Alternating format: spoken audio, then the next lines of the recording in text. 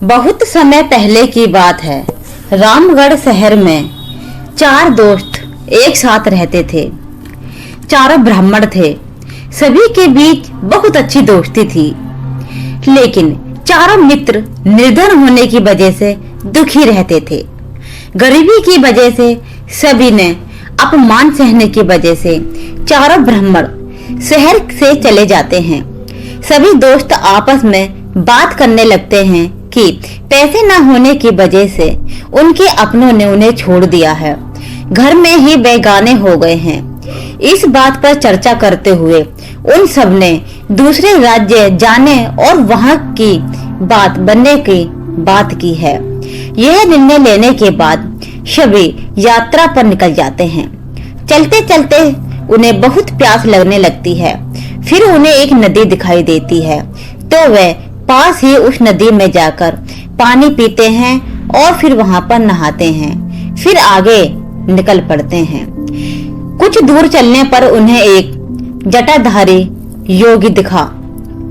ब्राह्मणों में यूं यात्रा करते हुए देखकर योगी ने उन्हें अपने आश्रम आकर थोड़ी देर आराम करने और कुछ खाने को न्योता दिया। ब्राह्मण खुश होकर योगी के आश्रम चले गए। वहां उनके आराम करने के बाद योगी ने ब्राह्मणों से उनकी यात्रा का कारण पूछा। ब्राह्मणों ने अपनी पूरी कहानी सुना दी और कहा कि योगी महाराज, गरीबों का कोई नहीं होता, इसीलिए वह तीनों धन कमाकर बलवान बनना चाहते हैं। उनका निश्चय देखकर योगी भैरवनाथ बहुत खुश हुए। तब ब्राह्मणों ने उनसे धन कमाने का कोई रास्ता दिखाई और आग्रह किया। योगी के पास तप का बल था, जिसका इस्तेमाल कर उसने एक दिव्य दीपक उत्पन्न किया था। भैरवनाथ ने उन ब्राह्मणों को हाथ में दीपक लेकर हिमालय पर्वत की ओर बढ़ने को कहा। योगी ने बताया, हिमालय की तरफ जाते समय यह दीपक जिस तरह गिरेगा, तुम वहां खुदाई करना, वहां तुम्हें कुछ धन मिलेगा। खुदाई के बाद जो भी मिले उसे लेकर घर लौट आना। घर में दीपक लेकर सभी ब्राह्मण योगी के अनुसार हिमालय की ओर निकल पड़ते हैं। बहुत दूर चलने के बाद एक जगह दीपक गिर गया। वहां ब्राह्मण ने खुदाई शुरू की। खोदते खोदते उन्हें कुछ जमीन में तांबे की खान मिली। तांबे की खान देखकर ब्राह्मण बहुत खुश हुए। तभी एक ब्राह्मण ने कहा, हमारी गरीबी मिटाने के लिए ये तांबे की खान काफी है। अगर यहाँ तांबा है तो आगे बहुत कीमती खजाना भी होगा। उस ब्राह्मण की बात सुनकर उसके हाथ 2 ब्राह्मण आगे चले गए और एक ब्राह्मण उस खान से तांबा लेकर अपने घर लौट गया। आगे चलते चलते फिर एक जगह दीपक गिर गया। वहां खुदाई करने पर चांदी की खान मिली। यह खान देखकर तीनों ब्राह्मण बहुत खुश हुए।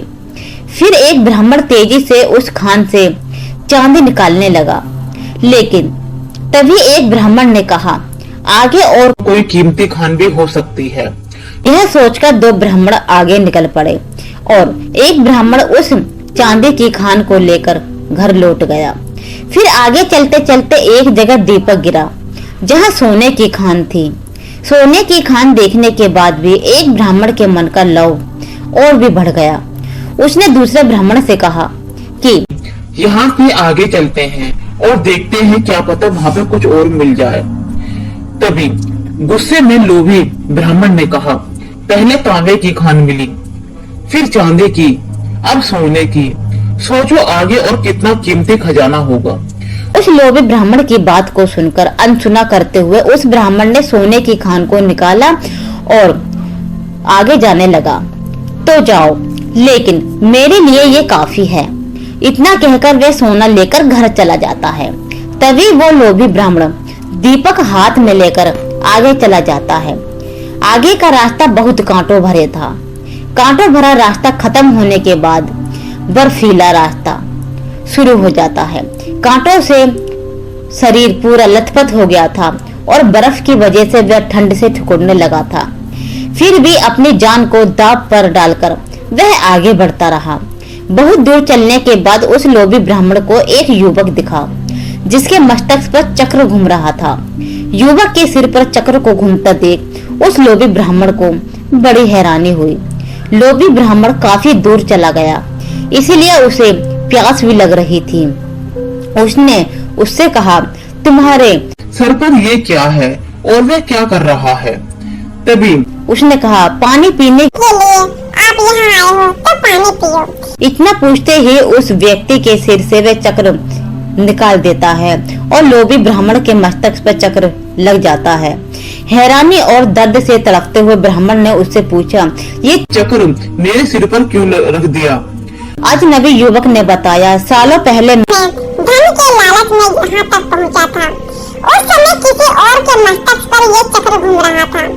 तुम्हारी तरह ही मैंने भी उनसे ये सब सवाल किए थे, तो मेरे सिर पर यह चक्र रख दिया था।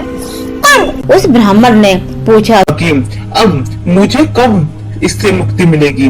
इस पर युवक ने कहा, जब तुम्हारे हमारी तरह कोई धन से लालच में यहाँ तक पहुँचेगा और चक्र को लेकर सवाल करेगा, तब तक चक्र तुम्हारे सर से निकल कर नहीं आएगा। ब्राह्मण ने कहा कि ऐसा होने से कितना समय लगता है?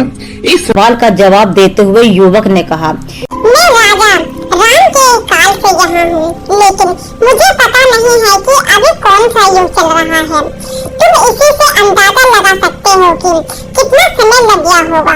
इतना बताकर वह युवक तो वहाँ से चला जाता है और वह लालची ब्राह्मण मन ही मन बहुत दुख हो रहा था और इस चक्र के कारण वह सारा दुख अपने जीवन में ला देता है। तो दोस्तों, यह थी एक ब्राह्मण की कहानी जिसने अपने लोभ और लालच से अपने आप को ही एक गड्ढे में ढकेल दिया था। उसके साथ 3 ब्राह्मण आए थे, लेकिन वह उसी धन से संतुष्ट हो गए थे और अपने घर वापस चले गए थे। लेकिन इस ब्राह्मण के कारण वह इस लोभ के कारण अपने आप को कष्टों से झेल रहा था। तो दोस्तों, इस कहानी से हमें ये सीख मिलती है कि हमें कभी भी लोभ नहीं करना चाहिए। लोभ का यही नतीजा होता है। इसीलिए जो है जितना है उसी में खुश रहें, उसी में संतुष्ट रहें, यही हमारा जीवन है। तो दोस्तों, अगर आपको हमारी कहानी अच्छी लगी हो तो चैनल को लाइक, शेयर एंड सब्सक्राइब जरूर करना और कमेंट में एक बार जरूर बता देना कि हमारी वीडियो आपको कैसी लगी। आपका धन्यवाद।